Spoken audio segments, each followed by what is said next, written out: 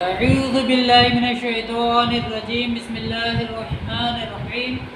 اللهم افتح علينا حكمتك وانشر علينا رحمتك يا ذا الجلال والإكرام رب اشرح لي صدري ويسر لي أمري واحلل عقدة من لساني يفقهوا قولي۔ نبی کریم صلی اللہ علیہ وسلم کا مبارک ارشاد ہے طلب العلم فریضۃ علی کل مسلم و مسلمہ، یعنی علم دین کا حاصل کرنا ہر مسلمان مرد و عورت پر فرض ہے۔ اطلب العلم من المہدی الی اللحد، علم حاصل کرو پیدائش سے لے کر قبر میں جانے تک۔ اطلب العلم ولو کان بالصین، علم حاصل کرو چاہے اس کے لیے تمہیں چین ہی کیوں نہ جانا پڑے۔ تو انشاءاللہ تبارک تعالیٰ کل محفل سماع اور پیری مریدی پر کلام کیا گیا تھا، تو اس کو آج ہی کنٹینیو کریں گے۔ مزید محفل سماع کے شرائط اور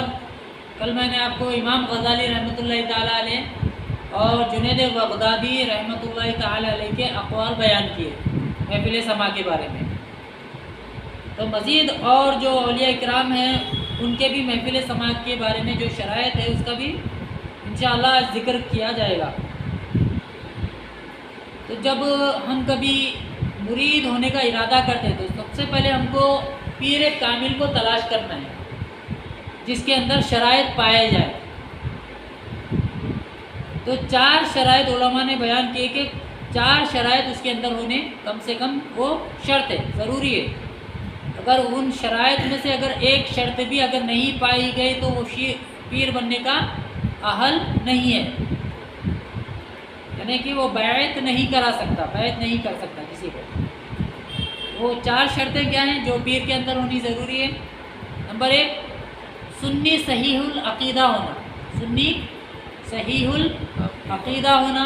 نمبر 2 اس کا سلسلہ بیعت نبی کریم صلی اللہ علیہ وسلم سے باتصال صحیح، درست واسطوں سے ہوتا ہوا جا کر مل جائے۔ ان کے پیر صاحب ایسے ہی ہوتے ہوئے پورے شرائط کے حامل رہنا، بیچ میں جتنی بھی کڑی ہے نا پورے شرائط کے حامل رہنا پورے لوگ۔ اور بیچ میں ایسا شخص اگر آ گیا جو پیر بننے کا اہل نہیں تھا، فاسق آ گیا، فاسق تو وہ سلسلہ وہاں پر ہی منقطع ہو جائے گا، وہاں پر ہی وہ سلسلہ منقطع ہو جائے گا۔ تو پہلی شرط کیا بیان کی گئی؟ سنی صحیح العقیدہ ہونا۔ دوسری شرط اس کا سلسلہ بیعت نبی کریم صلی اللہ علیہ وسلم سے باتصال صحیح جا کر مل جائے۔ نمبر 3 فاسق معلن نہ ہو، فاسق معلن نہ ہو یعنی کہ اعلانیہ طور پر گناہ نہ کرتا ہو، جیسا کہ جھوٹ بولنا، بد کلامی کرنا، عورتوں کے ساتھ اختلاط کرنا، عورتوں کا ہاتھ لے کر ہاتھ پہ بیعت کرنا، نماز اعلانیہ طور پر چھوڑ دینا، تو یہ بھی کیا ہے؟ فاسق معلن ہے۔ اعلانیہ طور پر نماز کو چھوڑ دینا جس سے لوگوں پر بھی اس کا اظہار ہو، لوگ بھی اس پر گواہ بن جائے، لوگوں کے سامنے اعلانیہ طور پر گناہ کرنا، تو ویسے شخص کو کہتے ہیں فاسق معلن۔ تو یہ تیسری شرط ہے۔ اور چوتھی شرط عالم دین ہونا۔ اب عالم دین کے لیے کتنا علم شرط ہے؟ اس کے لیے اتنا علم ہونا ضروری ہے کہ اپنے ضرورت کے مسائل بغیر کسی کی مدد کے، اپنی ضرورت کے مسائل جو بھی اس کو مسئلہ درپیش ہو، اس کو کوئی مسئلہ درپیش ہو گیا تو وہ بغیر کسی کی حاجت کے، بغیر کسی کی مدد لیے خود اگر یاد نہ ہو تو کتاب کھول کر نکال سکے، یہ عالم کی تعریف ہے، اس کو عالم کہا جائے گا۔ یہ امام احمد رضا خان فاضل بریلوی رحمۃ اللہ تعالیٰ علیہ کا یہ فتاوی رضیویہ ہے۔ عالم کے لیے کم سے کم اتنا علم ہونا شرط ہے کہ بغیر کسی کی حاجت کے وہ اپنی ضرورت کے مسائل کتاب سے نکال سکے، اگر یاد نہ ہو تو کتاب سے نکال سکے بغیر کسی کی مدد لیے۔ تو اتنا علم اگر کسی کے پاس ہے، یہ 4 شرائط اگر پائے گئے کسی کے اندر تو وہ پیر بننے کا اہل ہے، بلا شک و شبہ آپ اس کے ہاتھ پر ہاتھ دے کر بیعت ہو سکتے ہیں۔ اگر ان شرائط میں سے جو ابھی بیان کیے گئے ان میں سے اگر ایک شرط بھی اگر نہیں پائی گئی تو وہ پیر بننے کا اہل نہیں ہے۔ اگر کبھی لا علمی کی وجہ سے کسی ایسے شخص کے ہاتھ پر آپ بیعت ہو گئے ہوں تو بعد میں علم ہونے کے بعد اس سے وہ بیعت تو مانی نہیں جائے گی، تو اس سے دوری اختیار کرے، وہ تو بیعت ہوئی ہی نہیں پہلی بات تو پھر کسی پیر کامل کو تلاش کرے اور اس کے ہاتھ پر بیعت ہو جائے تاکہ پیر کا فیض ملے۔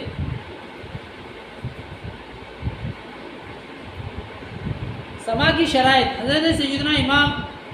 اضرعی علیہ رحمۃ اللہ القوی متوفا 783 ہجری فرماتے ہیں کہ حضرت سیدنا امام ابو القاسم قشیری علیہ رحمۃ اللہ القوی جو کہ شافعی ائمہ اکرام رحمہم اللہ السلام میں سے شمار کیے جاتے ہیں، انہوں نے سماع کے متعلق ایک کتاب لکھی جس میں سماع کی شرائط ذکر کرتے ہوئے فرماتے ہیں کہ اس کی شرائط میں سے ہے کہ بندے کو اللہ تعالی اللہ عز و جل کے اسماء اور صفات کی معرفت حاصل ہوتا، کہ وہ افعال اور مخلوقات کی صفات میں سے صفات ذاتی باری تعالی جان لے۔ انہوں نے سماع کے متعلق ایک کتاب لکھی جس میں سماع کی شرائط ذکر کرتے ہوئے فرماتے ہیں کہ اس کی شرائط میں سے ہے کہ بندے کو اللہ عز و جل کے اسماء اور صفات کی معرفت حاصل ہونا، کہ وہ افعال اور مخلوقات کی صفات میں سے صفات ذاتی باری تعالی جان لے، نیز اسے اس بات کی بھی معرفت حاصل ہو کہ ذات حق کی نعت گوئی میں کون سی صفات بیان کرنا منع ہے اور اسے کن اوصاف سے متصف کرنا جائز اور واجب ہے، اور اس پر کن اسماء کا اطلاق صحیح اور کن کا ممنوع ہے۔ سماع کے صحیح ہونے کی یہ شرائط دانش مندوں میں سے اہل تحصیل یعنی سماع کی طلب رکھنے والوں کے نزدیک ہے۔ اہل حقیقت کے نزدیک سماع کی شرط، اہل حقیقت کے نزدیک سماع میں سچے مجاہدے کے ساتھ نفس کو فنا کرنا اور پھر مشاہدے کی روح سے دل کو زندہ کرنا شرط ہے۔ بس جس نے صحیح طور پر اپنا معاملہ سر انجام نہ دیا اور سچائی کے ساتھ اپنے مراتب کو نہ پا سکا تو اس کا سماع سیاح اور کیفیات وجد کا اظہار طبعی ہے۔ اس کے لیے سماع ایک ایسی آزمائش ہے کہ جس کی دعوت غلبہ فسق دیتا ہے۔ البتہ اگر شہوت نہ پائی جائے اور خالص محبت حاصل ہو جائے تو پھر غلبہ فسق اس کی دعوت نہیں دیتا۔ حضرت سیدنا امام ابو القاسم قشیری علیہ رحمۃ اللہ القوی نے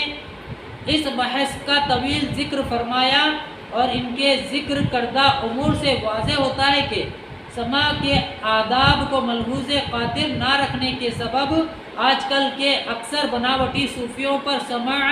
اور رقص حرام ہے۔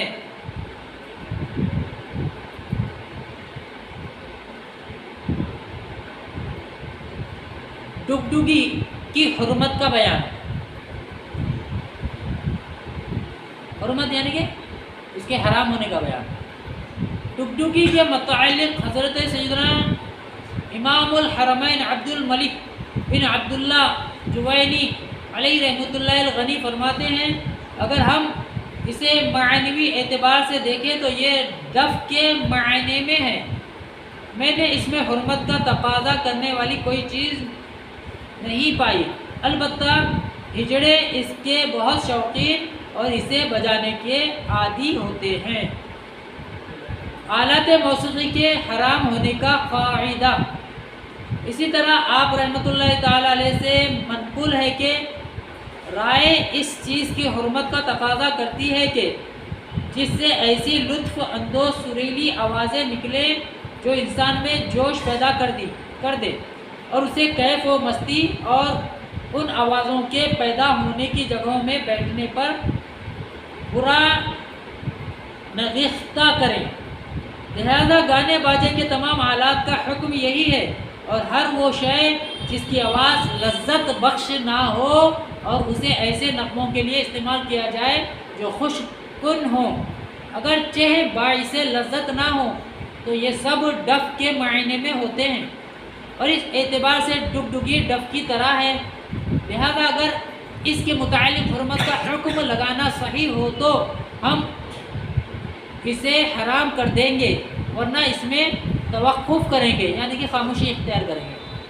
آپ رحمۃ اللہ تعالیٰ علیہ سے بھی یہ منقول ہے کہ اس میں معنوی اعتبار سے کوئی ایسی چیز نہیں جو اسے دیگر تمام طبلوں سے جدا کر دے، البتہ ہجڑے اسے بجانے کے عادی اور اس کے دل دادا ہوتے ہیں۔ اگر اس بارے میں صحیح حدیث مل جائے تو ہم اس پر عمل کریں گے۔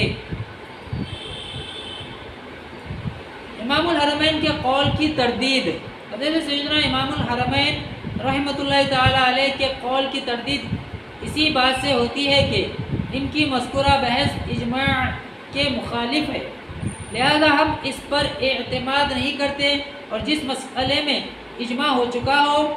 اس میں حدیث کی صحت و ضعف کو نہیں دیکھا جاتا۔ حالانکہ آپ رحمۃ اللہ تعالیٰ علیہ نے بذات خود اپنے والد محترم حضرت سیدنا شیخ ابو محمد عبداللہ بن یوسف جوینی علیہ رحمۃ اللہ الغنی سے جو قول نقل کیا وہ اجماع کے موافق ہے۔ چنانچہ آپ رحمۃ اللہ تعالیٰ علیہ فرماتے ہیں کہ میرے والد محترم اس کے قطعی طور پر حرام ہونے کا حکم لگاتے اور فرماتے تھے کہ روایات میں اس کے بجانے اور اس کی آواز سننے والے پر سخت حکم موجود ہے، اور حضرت سیدنا امام محمد بن ادریس شافعی علیہ رحمۃ اللہ الکافی نے اس بات پر نص قائم فرمائی ہے کہ تفریح طبع کے ڈھول کی وصیت باطل ہے، اور ہمیں نہیں معلوم کہ ڈگڈگی کے علاوہ کوئی ڈھول دیگر آلات موسیقی میں داخل ہے، حتیٰ کہ اس کی وصیت کو باطل قرار دیا جائے۔ میں اسی قول کی اتباع کرتے ہوئے ڈگڈگی کو قطعی طور پر حرام قرار دیا گیا ہے، اور یہ کہ طبلوں میں سے سوائے اس کے کوئی حرام نہیں۔ اعتراض: الکافی کے قول کے مطابق ڈگڈگی حرام ہے، اور تفریح طبع کا ڈھول بھی اسی معنی میں ہے، جو اس بات پر دلیل ہے کہ ڈھول اور ڈگڈگی میں فرق ہے، اور دوسرا یہ کہ عراقیوں نے بغیر کسی تفصیل کے ہر قسم کے ڈھول کو حرام قرار دیا۔ جواب: یہ کمزور طریقہ ہے، اور صحیح یہ ہے کہ ڈگڈگی کے علاوہ تمام ڈھول جائز ہیں، اور ایک قول یہ ہے کہ عراقیوں کی مراد لحن کے ڈھول ہیں، جیسا کہ کئی علماء کرام رحمہم اللہ السلام نے اس کی صراحت فرمائی، اور لحن کے ڈھول کو مطلقاً حرام قرار دینے والوں میں حضرت سیدنا عمرانی قدس سرہ النورانی، حضرت سیدنا امام بغوی علیہ رحمۃ اللہ القوی، اور صاحب الانتصار، اور حضرت سیدنا شیخ ابو حامد علیہ رحمۃ اللہ الواحد سے یہی حکایت کیا گیا ہے، اور الحاوی اور مقنع وغیرہ کا کلام بھی یہی تقاضا کرتا ہے۔ حضرت سیدنا قاضی حسین رحمۃ اللہ تعالیٰ علیہ فرماتے ہیں کہ ڈھول بجانا اگر لحن کے طور پر ہو تو جائز نہیں، کھیل تماشے کے طور پر ہو تو جائز نہیں، اور حضرت سیدنا امام حلیمی علیہ رحمۃ اللہ الغنی نے جنگ اور عید کے ڈھول کو دیگر ڈھولوں سے خارج کرتے ہوئے بقیہ ہر قسم کے ڈھول کو مطلقاً حرام قرار کر دیا، اور عید میں بھی ڈھول کو صرف مردوں کے لیے خاص کیا، اور یہ بھی ایک ضعیف طریقہ ہے، اور عراقیوں کے ایک گروہ نے یک رخے یعنی ایک منہ والے ڈھولوں کو حرام چیزوں میں شمار کیا۔ حضرت سیدنا امام ازرعی علیہ رحمۃ اللہ القوی نے حضرت سیدنا امام الحرمین رحمۃ اللہ تعالیٰ علیہ کے دوسرے کلام کو ذکر کرنے کے بعد ارشاد فرمایا کہ ان کی یہ بحث تو بڑی خوب ہے، لیکن ان سے قابل قبول نہیں، کیونکہ اس میں انہوں نے حضرت ائمہ اکرام رحمہم اللہ السلام کے واضح کلام کی مخالفت کی۔ حضرت سیدنا ابن رفعہ رحمۃ اللہ تعالی علیہ امام الحرمین کا قول ذکر کرنے کے بعد فرماتے ہیں کہ یہ کلام اس بات پر دلالت کرتا ہے کہ ڈگڈگی کے متعلق مروی روایات ان کے نزدیک صحیح نہیں، اور جن روایات سے امام الحرمین کے مذکورہ کلام کا جواب دیا گیا ان میں سے ایک حضرت سیدنا سلیم رحمۃ اللہ تعالی علیہ نے تقریب میں ڈگڈگی کی حرمت نقل کرنے کے بعد ذکر فرمائی کہ حدیث پاک میں ہے کہ اللہ عز و جل سارنگی اور ڈگڈگی بجانے والے کے علاوہ ہر گناہ گار کو معاف فرما دیتا ہے۔ حدیث پاک میں لفظ عیر التوبہ سے مراد سارنگی ہے۔ مذکورہ وعید کے ساتھ ساتھ ڈگڈگی کی حرمت بھی اجماع بھی ہے، لہذا حضرت سیدنا سلیم رحمۃ اللہ تعالی علیہ جو کہ ہمارے اکابرین و متقدمین میں سے ہے، ان کے ڈگڈگی کی حرمت پر اجماع نقل کرنے پر آپ غور کریں تو واضح ہو جائے گا کہ حضرت سیدنا امام ازرعی علیہ رحمۃ اللہ القوی نے حضرت سیدنا امام الحرمین رحمۃ اللہ تعالی علیہ کی جس بحث کی تعریف کی ہے وہ اجماع کے خلاف ہے۔ اس صورت میں اس بات میں کوئی فرق نہیں کہ حدیث صحیح ہو یا نہ ہو۔ بعض علماء کرام رحمہم اللہ السلام نے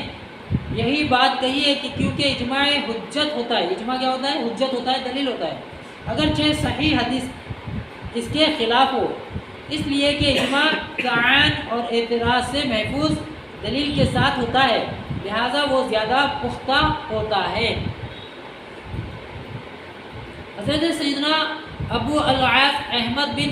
عمر قرطبی علیہ رحمۃ اللہ القوی نے بھی ڈگڈگی کی حرمت پر اجماع نقل فرمایا، اور وہ ائمہ نقل میں سے ہیں۔ چنانچہ فرماتے ہیں اس کے سننے کی حرمت میں کوئی اختلاف نہیں، اور میں نے سلف و خلف یعنی پہلے اور بعد والے کسی بھی معتبر امام کے حوالے سے اس کے جواز کا کوئی قول نہیں سنا، جائز ہونے کا کوئی قول نہیں سنا۔ حضرت سیدنا امام الحرمین رحمۃ اللہ تعالی علیہ کا یہ قول کہ ہجڑے ڈگڈگی بجانے کے عادی اور انتہائی شوقین ہوتے ہیں، اس کی حرمت کی قوی ترین دلیل ہے، کیونکہ جو کام ہجڑوں کا شعار ہو تو ان کے ساتھ مشابہت حرام ہونے کی وجہ سے اس کا کرنا حرام ہے۔ آپ رحمۃ اللہ تعالی علیہ مزید فرماتے ہیں کہ جو ڈھول بچوں کے کھیلوں کے لیے تیار کیے جاتے ہیں، اگر یک رخے ڈھولوں جیسے نہ ہوں، ایک طرفہ بجنے والے ڈھولوں جیسے نہ ہوں تو یہ ڈف شمار ہوں گے، مگر ڈگڈگی کی طرح کسی صورت میں نہیں ہو سکتے۔ اس سے واضح ہوتا ہے کہ اگر یہ طبلے ڈگڈگی کی صورت میں ہوں تو بچوں کو ان پر قدرت دینا حرام ہے، لیکن اگر دیگر ڈھولوں کی صورت پر ہوں تو حرام نہیں، جیسا کہ بیان ہو چکا ہے کہ ڈھولوں میں سے ڈگڈگی ہی حرام ہے، جیسا کہ شیخین یعنی امام رافعی و امام نووی رحمۃ اللہ تعالی علیہما وغیرہ نے اس کی تصریح فرمائی ہے۔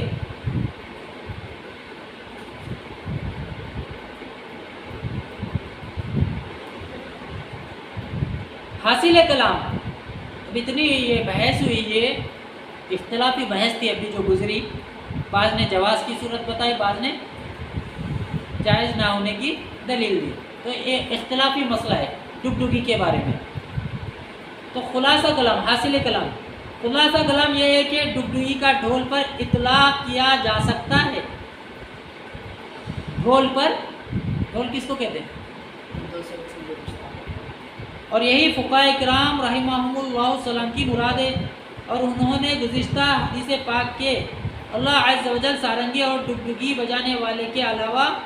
ہر گناہ گار کو معاف فرما دیتا ہے، وہ ڈھول نرد اور شطرنج پر محمول کیا ہے، اور نرد اہل یمن کی لغت ہے۔ حضرت سیدنا امام اسنوی علیہ رحمۃ اللہ القوی کے خیال کے مطابق اس کی ڈھول کے ساتھ تفسیر بیان کرنا لغت کی کتابوں میں مشہور کے خلاف ہے۔ اور حضرت سیدنا امام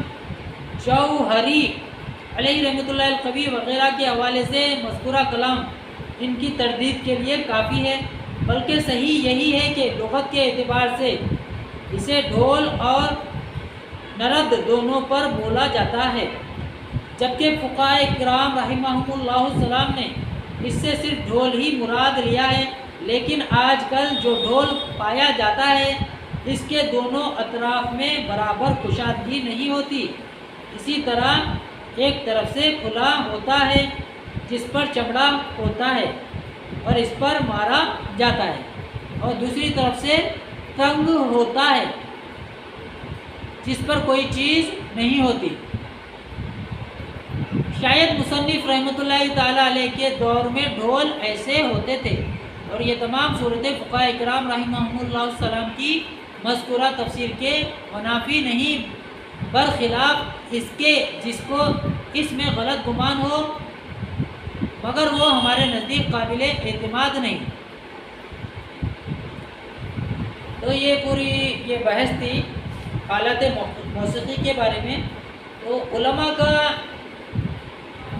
یہ قول ہے جس بات میں اختلاف ہو جائے اس میں بچنا بہتر ہے۔ اب ڈبڈیگی کے لے کر اس میں اختلاف ہے علماء کا، بعض نے جواز کی صورت بیان کی، بعض نے اس کو حرمت حرام ہونے کا فتویٰ دیا۔ تو جس میں علماء کا اختلاف ہو جائے تو اس سے بچنا عوام الناس کے لیے بہتر ہے کہ اس پر عمل نہ کیا جائے، اس سے بچنا کیا ہے بہتر ہے۔ تو یہ محفل سماع اور یہ پوری مریدی کے بارے میں یہ ایک کلام تھا، تو یہ مکمل یہ بیان ہو چکا ہے۔ تو پیر کے جو شرائط تھے وہ شرائط میں نے بیان کیے۔ سب سے پہلی شرط کیا بیان کی گئی؟ سنی صحیح العقیدہ رہنا۔ دوسری شرط اس کا سلسلہ بیعت باتصال صحیح نبی کریم صلی اللہ علیہ وسلم سے جا کر مل جانا۔ اور تیسری شرط فاسق معلن نہ ہو، اعلانیہ طور پر گناہ نہ کرتا ہوں، جھوٹ بولنا، گالی دینا، عورتوں کے ساتھ میل جول کرنا، اور عورتوں کا ہاتھ لے کر اپنے ہاتھ پر بیعت کرنا، نمازیں نہ پڑھنا، رمضان کے روزے نہ رکھنا بلا عذر شرعی، کوئی مجبوری کے بغیر۔ تو جب ایسا کوئی فاسق معلن ہے تو ایسے شخص کے اوپر ہاتھ پہ بھی ہاتھ دے کر بیعت کرنا کیا ہے؟ ناجائز گناہ ہے، اس کی بیعت نہیں مانی جائے گی، وہ بیعت کر بھی نہیں سکتا، اور اگر آپ بیعت کریں گے تو آپ کو فیض بھی نہیں ملتا، کوئی فائدہ بھی حاصل نہیں ہوتا، نہ وہ آپ کا پیر ہوا نہ آپ اس کے مرید ہوئے۔ تو جب کبھی آپ نا علمی کی وجہ سے ایسے شخص کے ہتھے چڑھ گئے، ایسے شخص کے ہاتھ پر ہاتھ دے کر اگر مرید ہو گئے، تو بعد میں علم حاصل ہونے کے بعد آپ کو چاہیے یہ کہ اسے اپنی بیعت توڑ دے اور کسی پیر کامل کی تلاش کرے اور اس کے ہاتھ پر اپنا ہاتھ دے کر بیعت ہو جائے۔ تو محفل سماع کا یہ بیان تھا، اور پیری مریدی کے متعلق یہ بیان تھا۔ تو یہ بیان مکمل ہو گیا۔ انشاءاللہ تبارک تعالیٰ دوسرے موضوع پر کل بیان کریں گے انشاءاللہ تبارک تعالیٰ۔ تو اللہ تبارک تعالیٰ سے دعا ہے اللہ تبارک تعالیٰ ہماری کوشش کو، ہماری کاوش کو اپنی بارگاہ میں قبول و منظور فرمائے۔ نبی کریم صلی اللہ علیہ وسلم کے نالین مبارک کے صدقے ہمارے عمل کو، ہمارے علم کو، ہمارے نیتوں کو، ہماری کوششوں کو اللہ تبارک تعالیٰ اپنی بارگاہ میں قبول و منظور فرمائے۔ انشاءاللہ تبارک تعالیٰ اگر زندگی رہی تو انشاءاللہ تبارک تعالیٰ نیکسٹ ویڈیو کے ساتھ آپ کے ساتھ ملاقات ہوگی۔ اجازت دیجیے، السلام علیکم ورحمۃ اللہ وبرکاتہ۔